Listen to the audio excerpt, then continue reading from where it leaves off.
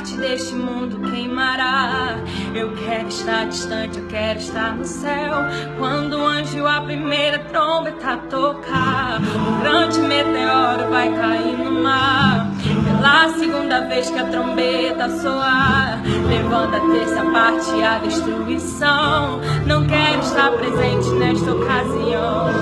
E na terceira vez que a trombeta tocar, uma grande estrela do céu cairá, destruindo as fontes, as águas, envenenados muitos homens morrerão. Na quarta vez o sol perderá a luz, a lua não terá aquele brilho que seduz. O dia vai ser noite e a noite vai ser dia. Eu quero estar na glória junto de Jesus.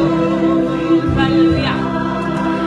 Breve virá, breve Jesus voltará. Eu quero estar além de tudo, eu não pertenço a esse mundo. Eu vou guardar a minha fé pra não perder minha coroa.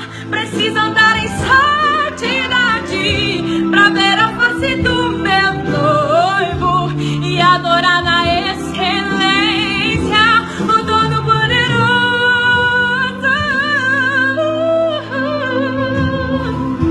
E quando pela quinta vez a trombeta tocar, a porta do inferno então se abrirá. O mal será liberto para atormentar aqueles que não foram fiéis a Jeová.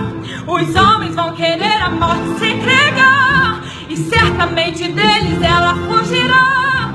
Desesperadamente vão gritar perdão, durante 5 meses assim ficarão. E quando pela sexta vez a trombeta tocar, 200 milhões de anjos do inferno virão. São eles cavaleiros da destruição, matando a terça parte da população.